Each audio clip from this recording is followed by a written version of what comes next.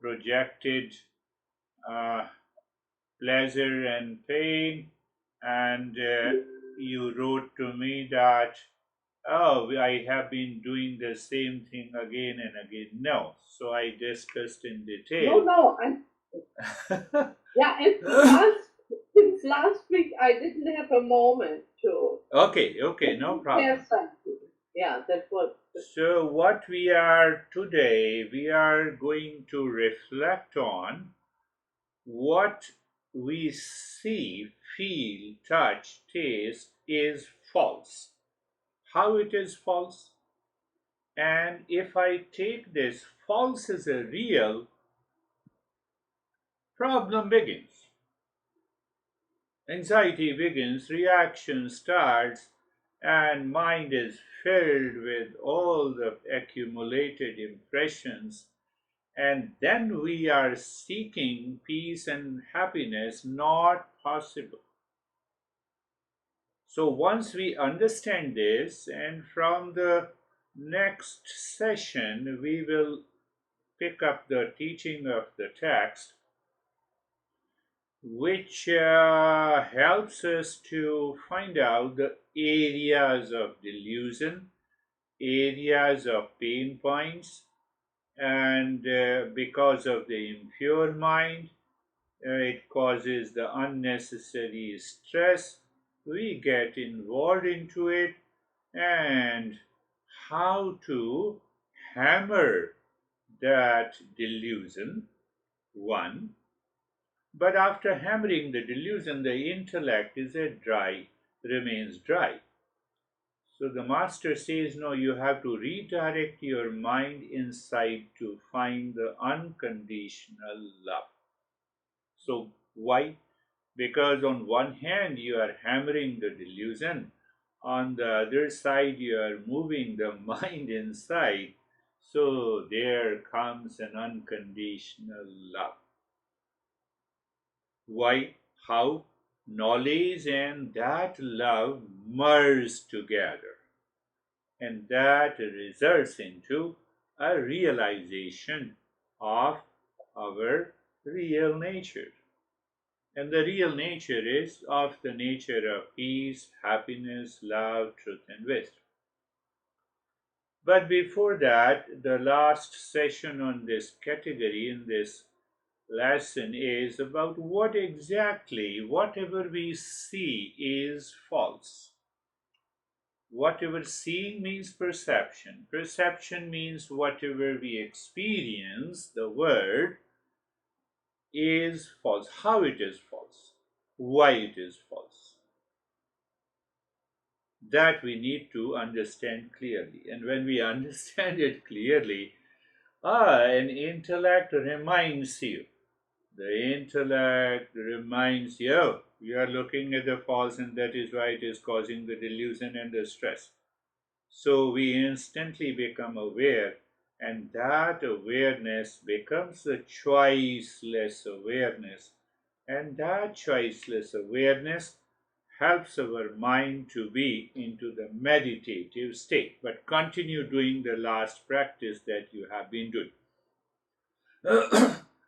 So our master says we don't see the absolute truth, and we also don't see the absolute untruth. We don't see, we don't perceive the truth, and we don't see the untruth. What does it mean? The untruth does not exist. If I say, oh, the elephant is flying in the sky, this is untruth. It does not exist. So we don't perceive it. And so we also don't see the absolute truth.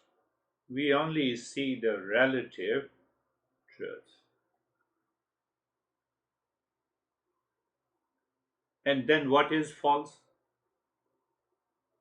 The false is neither truth nor untruth. It is in between.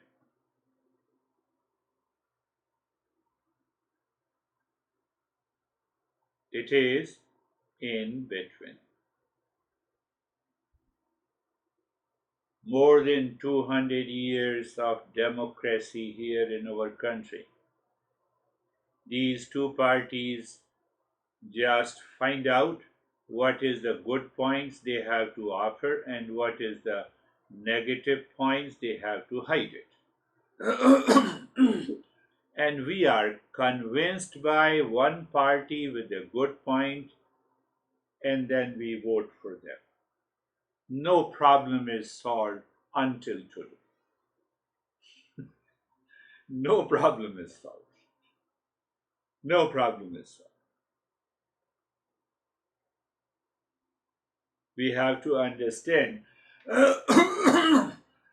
three things: what is untruth, what is truth, and what is false.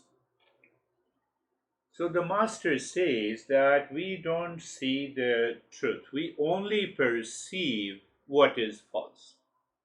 So if we define what is truth, truth simply means what existed in the past, what still exists in the present, it will continue to exist in the future.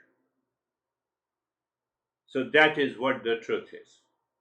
What is untruth? It did not exist in the past, it did not exist in the present, there is no question of existing in the future. The what about the false? It appears to exist. It appears to exist. Pay attention. We have to contemplate through our intellect. What appears to exist, but it does not exist. That is false. That is what it means.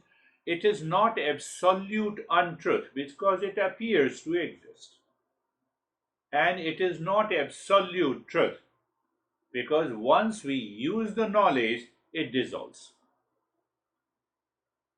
That is the solution of our anxiety, reaction, blame, complaint, stress, duality, conflict. I don't see it.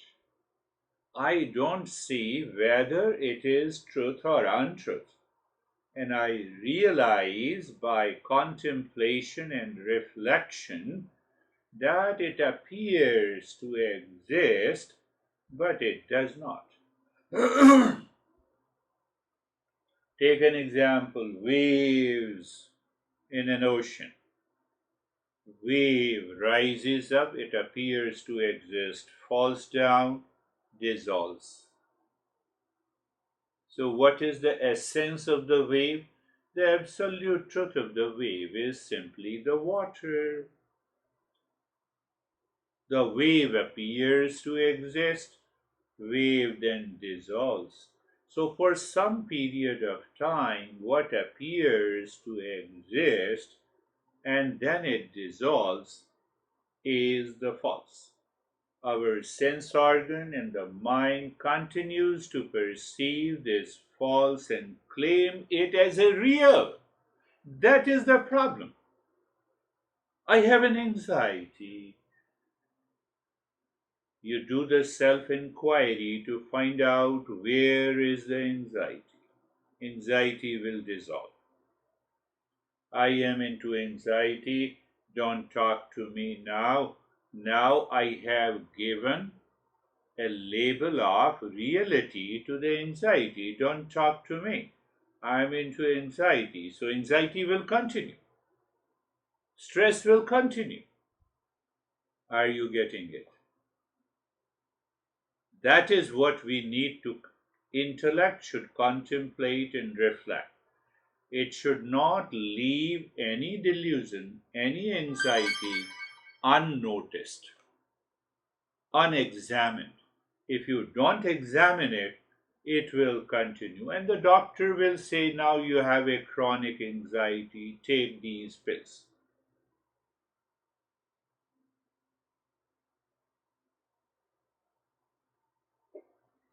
Understand the false appears to exist, but it does not exist. The dream body travels across the earth couple of times in few minutes. And when you wake up, do you say that I have traveled across the earth few times? You don't say it. Because for the dreamer, the dream body exists.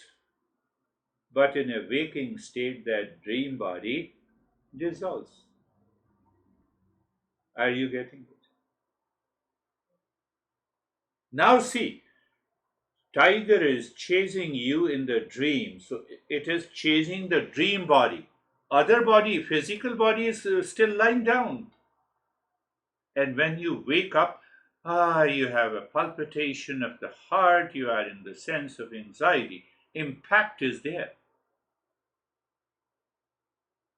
But my intellect says, now I am wake up, there is no tiger is chasing me. False. It appears to exist. But if I give a reality status to what appears to exist is a delusion, is the cause of anxiety, is the cause of stress, is the cause of the suffering, is the cause of ignorance, is the cause of impurity of the mind. Are you getting it?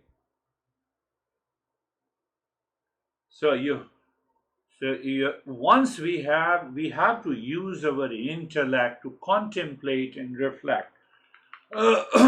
Whenever we have pain or we have a pleasure. I eat pasta for pleasure. I don't examine it. So it creates an impression. I have eaten the pasta in a particular restaurant. I liked it. Taste is very good. I created an impression. It goes into my storehouse of the impression. And after a few days or a weeks, my mind says, oh, continue to have the pasta. Because I did not examine whether the pleasure is the property of the pasta. Pleasure is not the property of the pasta. Are you getting it? If the pleasure is the property of pasta, then everyone will eat pasta only. Whenever they are in stress, they will eat pasta and they will get pleasure and get out of the stress. So we don't apply the intellect when our experiences, objects remains unexamined. That is the cause of our stress, our anxiety, our ignorance, our impurity of the mind. So we have this false at the physical level, at the mental level, at the emotional level.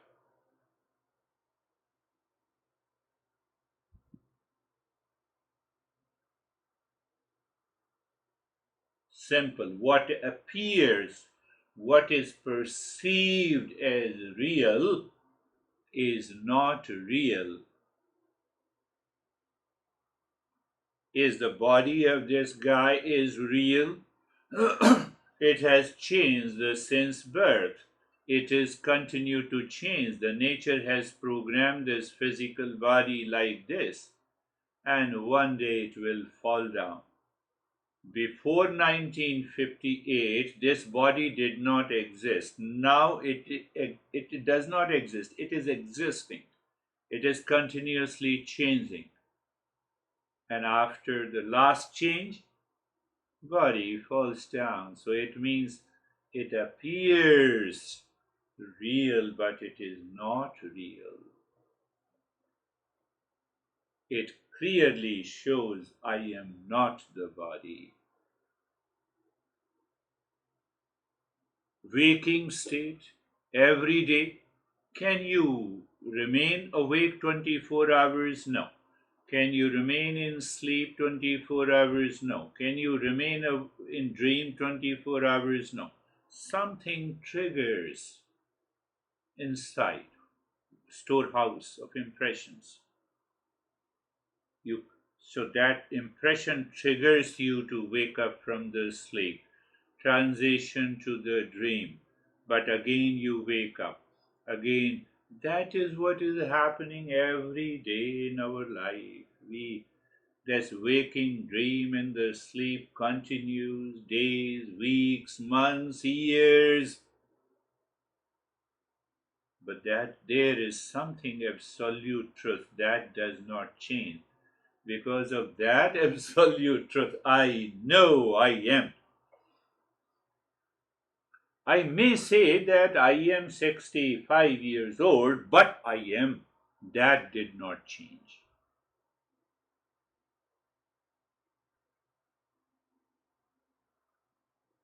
So there is a reflection on that is pure consciousness, like waves in an ocean, comes and goes. Like my grandparents left, my parents have left. Now I am here in a big line. Then our kids and their kids. No one lives forever in the body. Body is continuously changing. Now, if I want this body continues to exist forever, that causes the anxiety. Are you getting it? Are you listening? Body continues to exist. If I have this wrong notion, body must continue to exist, I have a fear of the death. And then there is a illness in the body, I will definitely get upset. So should I not take the treatment? Yes, I should take the treatment. I should repair the car.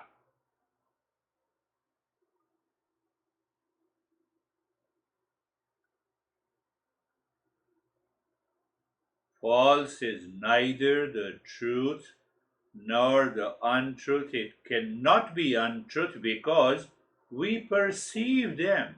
I perceive the way. Look at the pot, a clay pot, ceramic pot. The pot has a fear that it will break. But does the ceramic has any fear that it will break? The wave has a fear that it will break. Does the water also has the fear? And I see both the wave and the water together. So Eastern wisdom gives you the third eye. That is known as the third eye. Third eye is not here. Third eye means the right perception, right knowledge.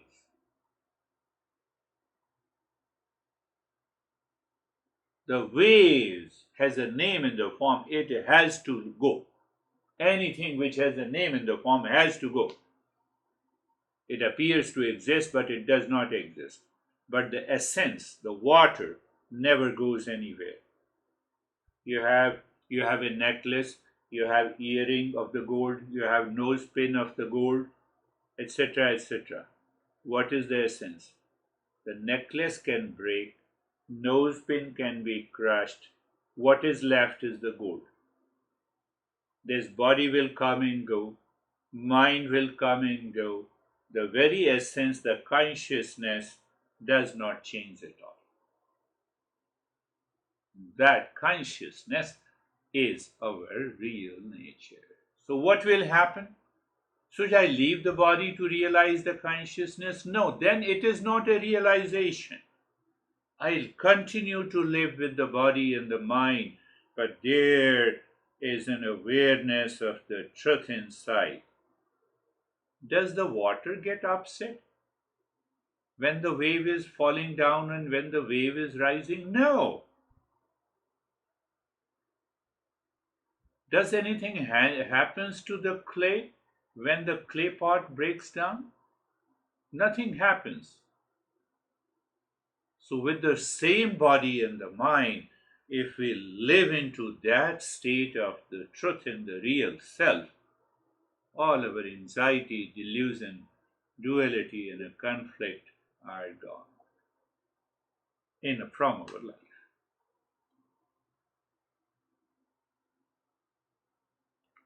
Now we are going little deeper. You have to again summarize and think of it. Focus on just sit down with an easy chair. What do I see? The wall. Uh, Before 2017, this wall did not exist because my son made this house customized. It was only a plain land. Now it is there. Another 100 years, it will not last.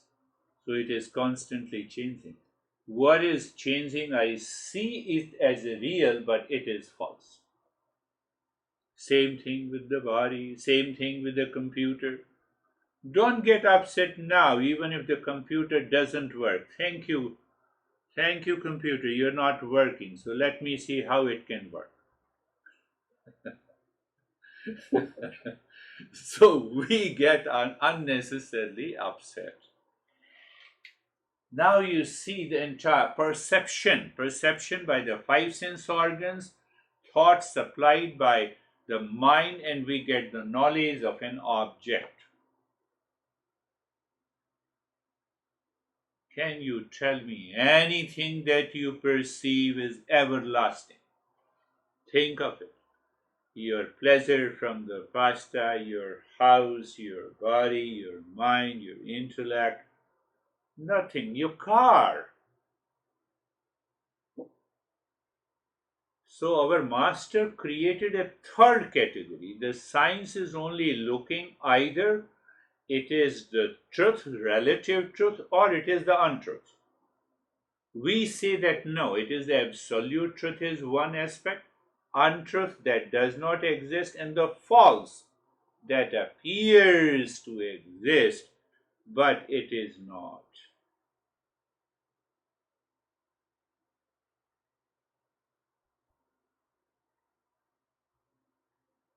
Third category. What appears true is not true. The moment your mind gives a reality status to the false, you are bound to have anxiety, ignorance, impurity, delusion. How come? What is false? It is constantly changing. What is the second property of the false? It does not exist forever.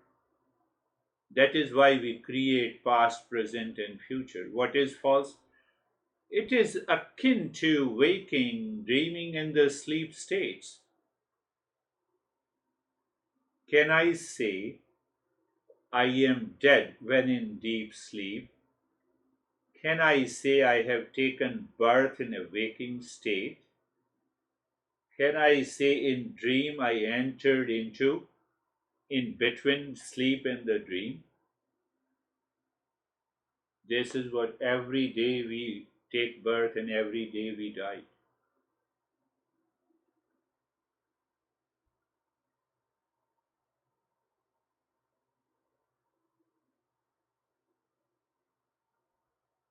The moment you claim the false as real, how we claim? I have enough wealth and the wealth contains happiness and I have a lot of stress.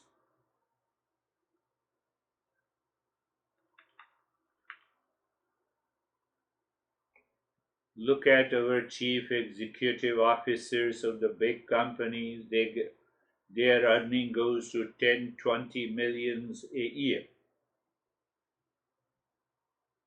They should have been living in more happiness and peace and calm than all of us.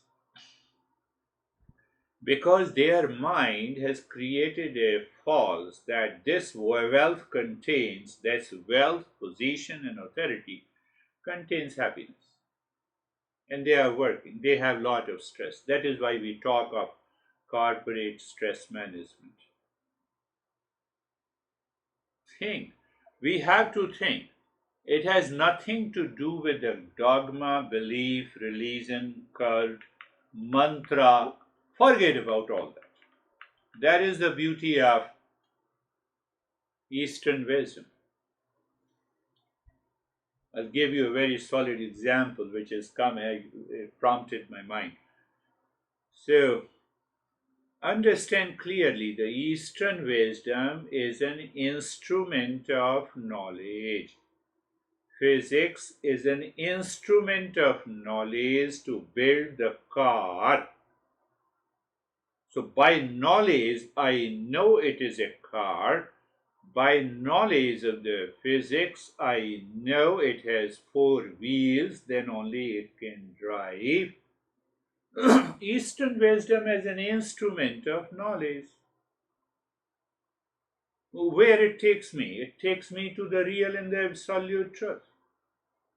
It helps me to drop the delusion which causes the suffering. And it helps me to realize what is untruth. Finished.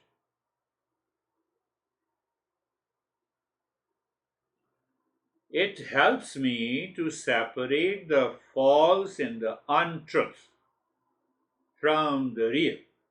And once I separate this is untruth, it does not exist. We are not worthy of suffering, and fact is this.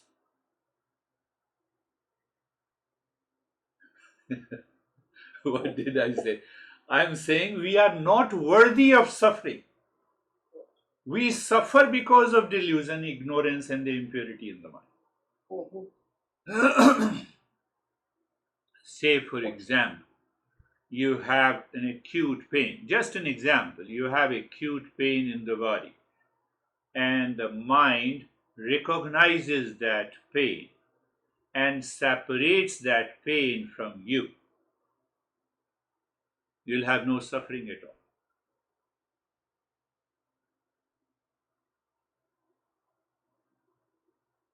Second situation, you have a pain in the body, and the mind says, what happened to me? I have taken care of all this. Let me go to homeopathy and Ayurveda. Oh, this doctor is not good. That doctor is good. You have started suffering. Do you see that? Why it happens? Because I have given a status of that pain as a reality status. Eastern wisdom is an instrument of knowledge which says, do the self inquiry, find out the three categories, find out in which category you want to put the pain. Into the category of the real, oh, then you are going to suffer endlessly.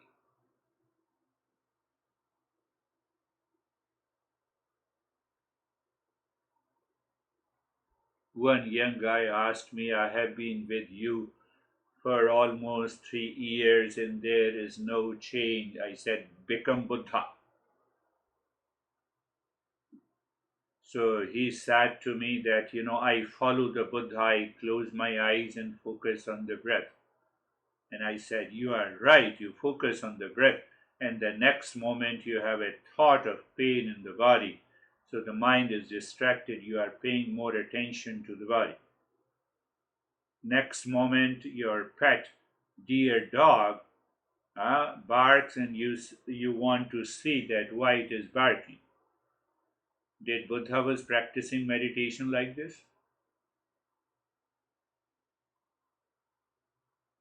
No, I struggle a lot when I wake up in the morning. I said, you are a struggler. Did Buddha ever say that he was a struggler?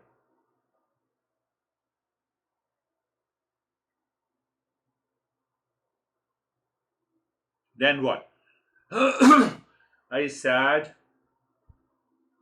his mind was extremely pure.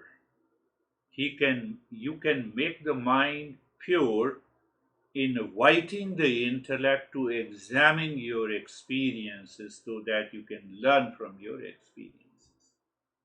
Then only you can become the Buddha. So he asked me, tell me something more. Pay attention. That is why we pay attention. What happened? Buddha was born. His earlier name was Siddhartha.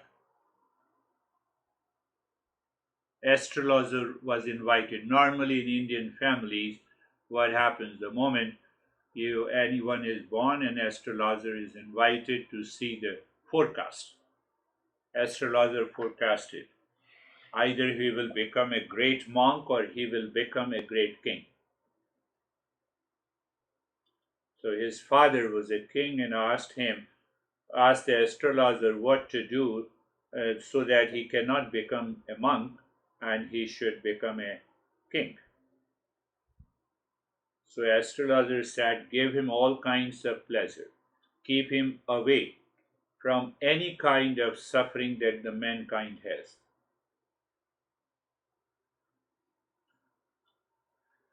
So the king, father of Siddhartha, created a Las Vegas and a Sin City in his kingdom. Las Vegas, all kinds of pleasure. Sin City means that you are getting all the sensual, physical pleasures. And so king warned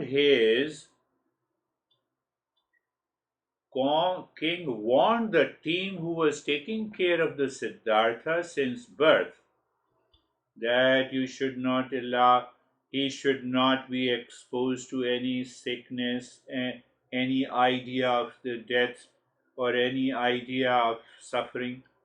He should be given all kinds of pleasures. It was forced. What we do? We try to run after the pleasure. That is the difference between the Buddha life and our life. Now see what happened. That is the worth seeing. So at the age of 16, 17 years, he got married. So he had a kid. He had a son, Rahul, whose name was Rahul. So Buddha had a desire to visit his kingdom. The horse cart was prepared. He sat on the horse cart. The driver started driving the horse to a street. Now that is where the big difference between all of us and the Buddha.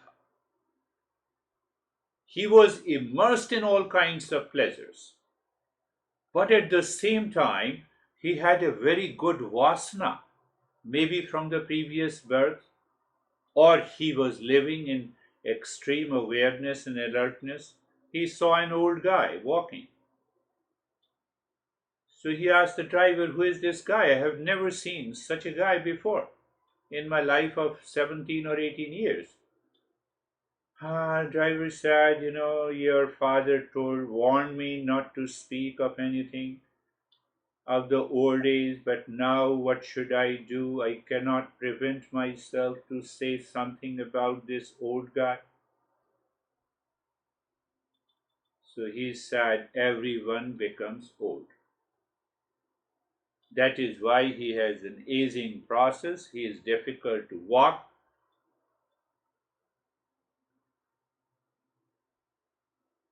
Buddha realized he saw himself as an old walking with the stick, and he realized that the pleasures from the world is false. Can I realize this? Here and now, from today, you'll have no delusion. Do you see that? So that is what I told you, this young guy. Second, he saw a sick man. He asked the driver, why? What happened to this? Why he is coughing? Why he is so much? It seems that he is not in good. Oh, driver said, health and the sickness are dynamic states. As long as the body is, so we have a health and the sickness. You cannot prevent it. You can prevent it, but still it comes. No one can claim that he is healthy since birth and he dies in health. The very death is also a sickness. Buddha instantly reflected on this. He said, all pleasures are a waste. I'm not going after any pleasure from today. I told this young guy, can you do this from today? Your struggle is gone. Your anxiety is gone because you are not seeking the pleasure. Third event, he saw a dead man. So in India, you have not seen when the person dies, you create a bamboo bed and you put the dead body, and the four people carry the dead body to a cremation ground. So he said, why he's lying down, and why the four people are taking care of him. Driver said he is a dead. What do you mean by dead? No more body. No more body. It will happen to me? Yes, it will happen to everyone. Nor your father, neither your father nor you are spared, nor me. And he went into the contemplation and reflection. Pay attention, if I am getting all kinds of pleasures, and when I am dead, the same sense organs in the mind and the body cannot receive any pleasure. What is the fun of seeking the pleasure from the world? I told this young guy, his mind was totally calm. What happens when we see someone sick? I should not have it. I have a tremendous fear about it. When someone dies, I have a fear of the death which results into anxiety. And that is falsely we are trying to maintain and label that I'm still a young guy. My sense organs have already told me now enough is enough. That is the difference between you and the Buddha.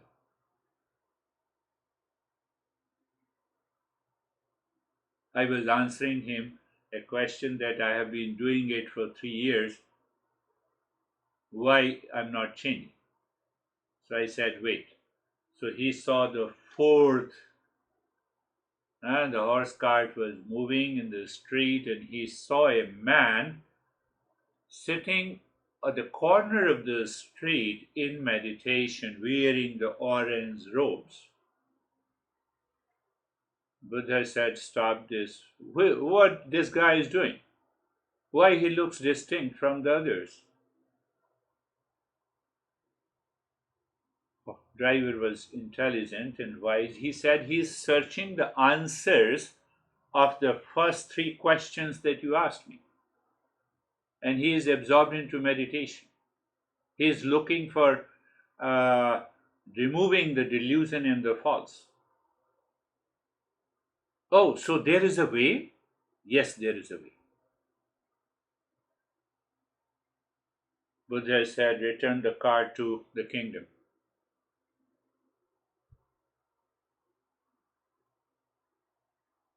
For a few months, he contemplated and reflected.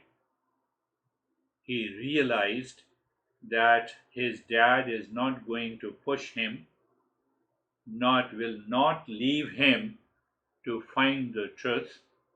So in the midnight, he saw his wife and the son, and he left in search of the truth.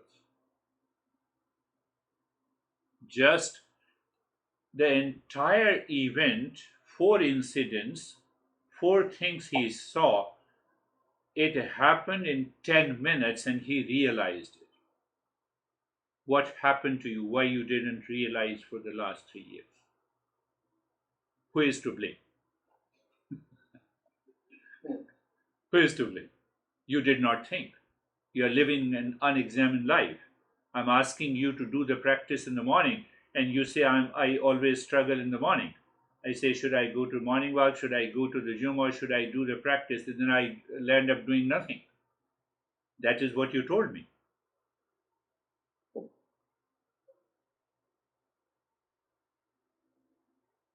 So the journey of the Buddha was very clear and straight.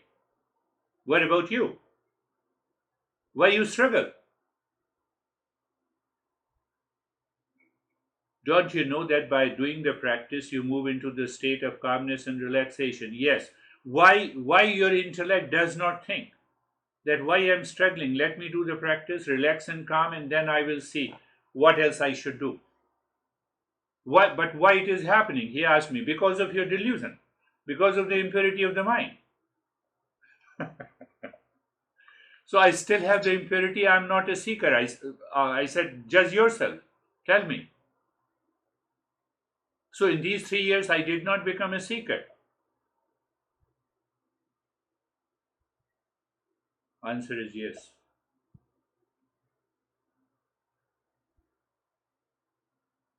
What it takes you to resolve from today.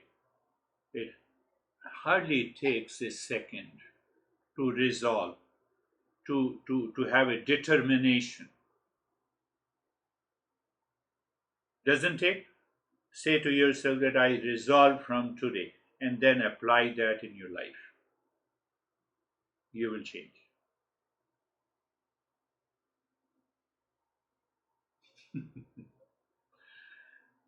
So he kept quiet, and I told you that he built houses that cost minimum $10 million in Phoenix. Or so. Minimum $10 million, 15, $20 million.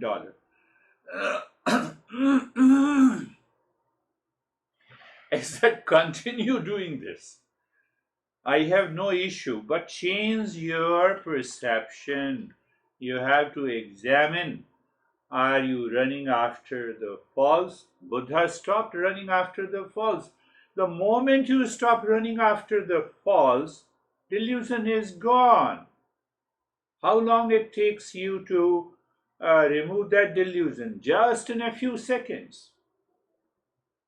That is what this master, which we are going to study, the 31 verses only. And it says, this is what you have been doing. Can you drop it? It is very straight and straightforward. Look at it. The third delusion and its impact. The mind may claim the false premises as real because of the delusion, because of the ignorance, because of the impurity. So the cause is impurity, ignorance, and the delusion, and effect is, I have anxiety, I have a lot of stress, I divorced my honey, and now I'm looking for someone. I don't examine whether the problem is with me or the honey. I'm still searching for happiness in a honey. Not possible. Did I not tell you this story that one American, I read it when I was in India, he married 10 times, and after marrying 10 times, he divorced and he went to a psychiatrist. I want to know whether there is problem with all the girls or the problem with me. Psychiatrist says problem is with you. Problem is not with any of these girls. Because you are seeking pleasure and happiness from them. And they do not have a property of happiness. That is the big delusion. Think. So our master says, you think and you will see that you free your mind from all the delusion.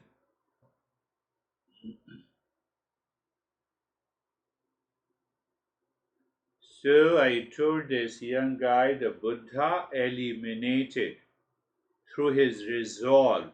He saw the old man and he dreamed that as if he is old, walking with a stick, his sense organs have lost its natural capacity and they are not able to get the pleasure which he was getting in the young age. He realized, my goodness, that this pleasure is false, and seeking pleasure from the sense organ is false. So should I not eat what I like? Yes, you eat what you like. It is very important, but don't have an attachment. That is why people do not understand. They mistake it. Oh, the clothes that I wear, what I like, I should not. No, you should. But that liking should not become the binding desire. Binding desire is a projected happiness and the peace and the pleasure and the love from the world outside. Whatever we see in the world outside is a false, it will put you into the problem.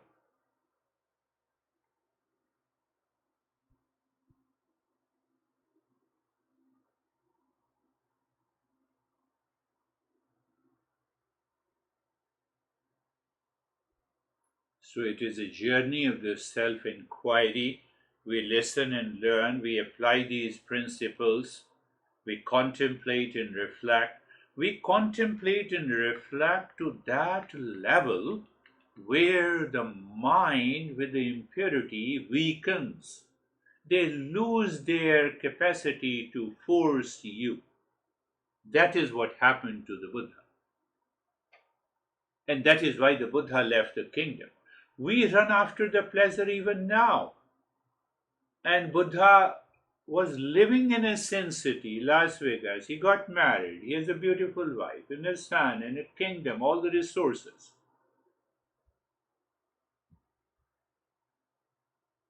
That is only the second step. We'll talk about all the 10 steps the Buddha took later. And the pathway is the purity of the mind, getting rid of the delusion. Where we have to hammer the delusion by the knowledge, by thinking. I have to move from a non thinking about our delusion, non thinking about our anxiety, non thinking about our stress, non thinking about our suffering, to a thinking mode. Intellect thinks. And the moment you engage your intellect into the introspection and thinking, the delusion finds no place to hide in you. And that results into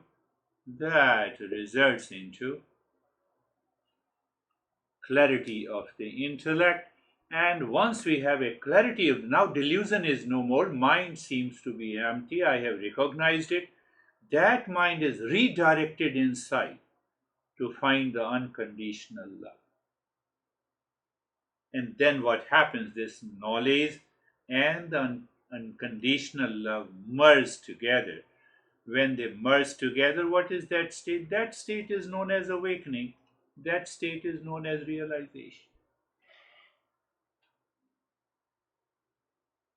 So, in that state, do I not live with the body? Yes, you continue to live with the same body. Otherwise, how do you know that you have realized yourself? Can you have a state of realization in the sleep? No. Normally, people say awakening takes place, then you have to leave the body. Crazy stuff. Then who is going to experience that I'm in the state of realization? So now you know this body and the mind continues its way. I have purified the mind, and in the state of realization, the mind is looking at something and it creates a craving, and the state of realization says, it smiles, no more craving, my dear mind, you'll create suffering. Oh, I have a pain in the body, so okay, let me have a pain in the leg, let me take care of it. But mind does not create any suffering. So because of the presence of the body and the mind, now you know you are living into that state of realization.